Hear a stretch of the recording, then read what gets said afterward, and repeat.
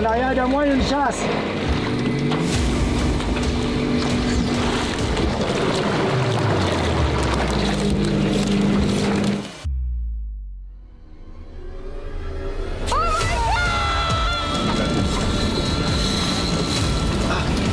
Oh my God!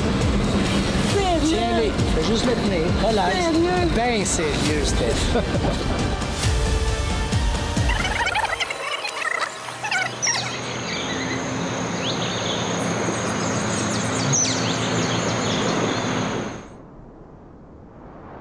Le Costa Rica, ça fait longtemps qu'on en parle.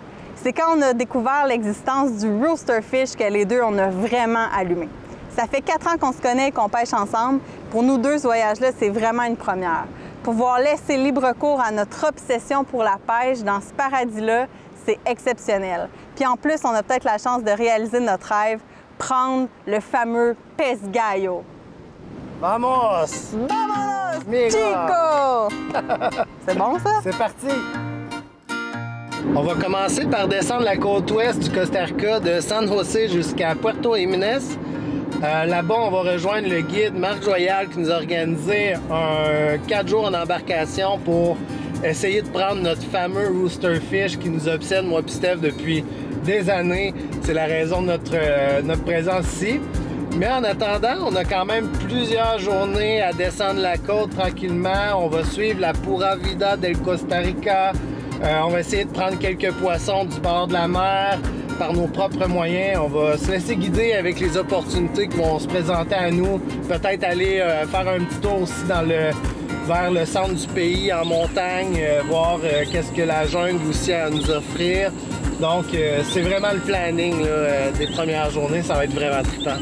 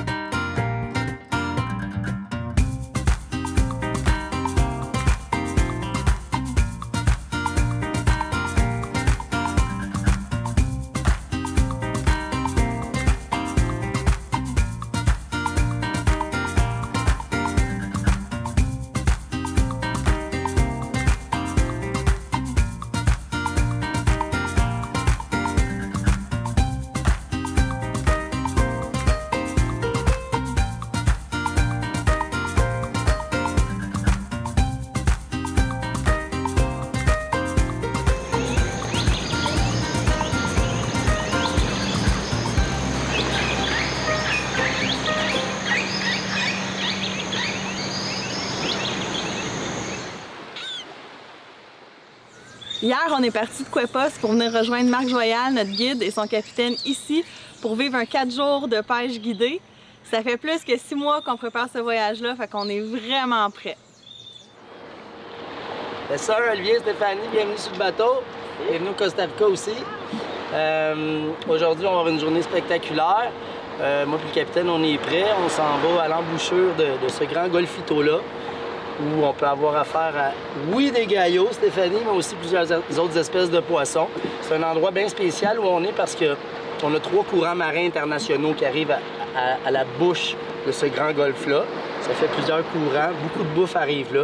Fait qu'aujourd'hui, on va aller pêcher autour de ça, probablement des récifs, des plages, essayer de drifter des baits, de faire prendre quelque chose sur une mouche. Je sens que ça va être électrique aujourd'hui. Il fait beau, pas de vent, on est super bien. Donc, j'espère que tout va arriver. Ouais, on essaie de se mettre des sardines dans le pocket qu'on appelle pour aller passer le reste de la journée plus loin parce que ces sardines-là sont souvent sur des bancs de sable plus proches de la berge. OK, table la table. Dos sardinas! Tres sardinas, mucho gallos.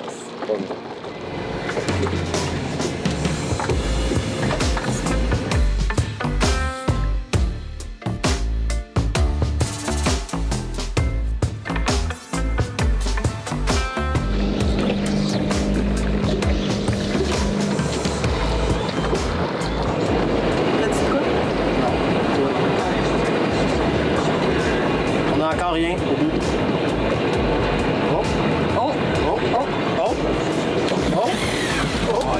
Steph, t'as-tu eu peur? Je croyais. Il est parti avec. Hey, oh!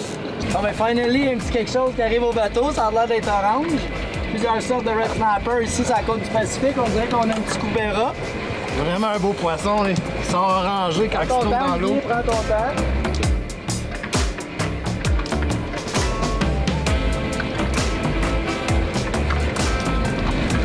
Voilà. Yeah!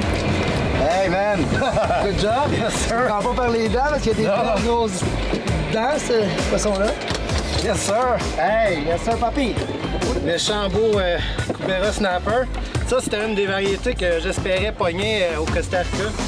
OK. Ce que je veux que tu fasses, c'est que tu tombes ta canne par en haut. Puis tu vas prendre, garde tout le temps la plus de pression que tu peux dans ton poisson. Relax, laisse-la aller s'il faut qu'il en tire. T'es-tu sur la clutch? Parfait, relax. Respire. C'est nerveux, un gros poisson. On est en train de réaliser quelque chose. Celui-là. Le cœur a failli me sortir de la poitrine. Ça tirait, j'en ai perdu, j'étais comme pas capable de ferrer. Puis là, ben, je pense qu'avec les conseils du capitaine qui disait suave, ben, c'est ça que ça donne. Ce qui est cool, Olivier, en plus, si je peux me permettre, c'est qu'on a deux snappers qui sont de dos tipos différentes. Comment se llama este, señor? El negro? El negro, Cubera. El Cubera, la carpe rouge en français, puis snapper negro, je l'appelle ici, qui serait, je sais pas c'est quoi le moulette, mais bon, il y a tellement de sortes de snappers, fait que ici on l'appelle le negro. Deux snappers qui sont très bons à manger, deux différents, fait que beaucoup de variétés encore aujourd'hui, super cool.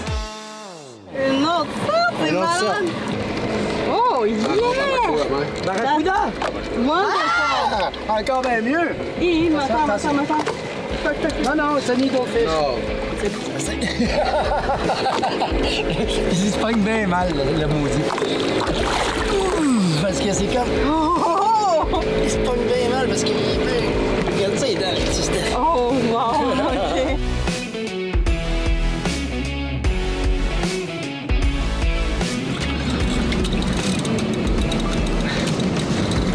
Ça a l'air fort un peu. Hein, qu'est-ce que tu passes, mon lit? Oh my God! Hey, c'est juste hallucinant le poisson. C'est quoi, c'est un jack? Ouais, Jack Cravel, regarde, il vient de te grogner après. Il vient de grogner, ouais, c'est ça.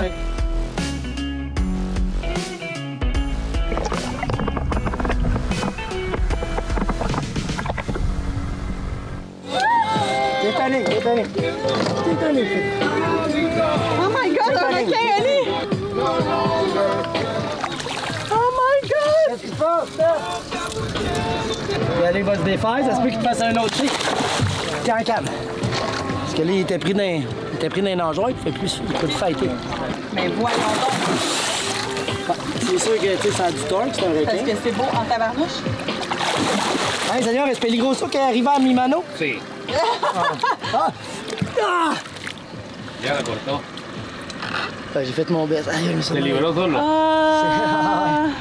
J'ai essayé de le repogner, je me suis défoncé le bras. Oh, merci, Marc. Pas grave, ça aurait été pas pire. Un petit requin, c'est un autre bonus. C'est rare en maudit. Hey, la diversité un matin, c'est fou. C'est fou, hein? Ouais. C'est ça que je dis aux gens aussi, c'est qu'on a la chance de toucher. Ben, on sait pas, anything can happen. Tout est possible. Puis on est dans l'endroit du monde où il y en a le plus de variétés.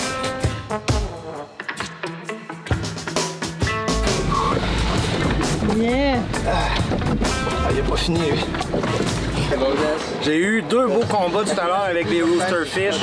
Écoute, on commençait à se désespérer un petit peu, là, mais finalement, bang, ça cogne, ça s'en va avec la ligne, tranquillement pas vite, parce que c'est un poisson qui joue avec sa bouffe. C'est long avant qu'il apprenne. Donc, tu sais, tu lui laisses du lousse, tu pars. Là, à un moment donné, faire. Ah, c'est un gaillot! Puis, Il y en a d'autres! ça a été peut-être un combat de 3 minutes, peut-être. Je l'ai vu, il est venu à côté du bateau, il y en avait un deuxième avec lui. Puis il est reparti après ça avec la ligne. Puis, mais c'était juste vraiment exceptionnel.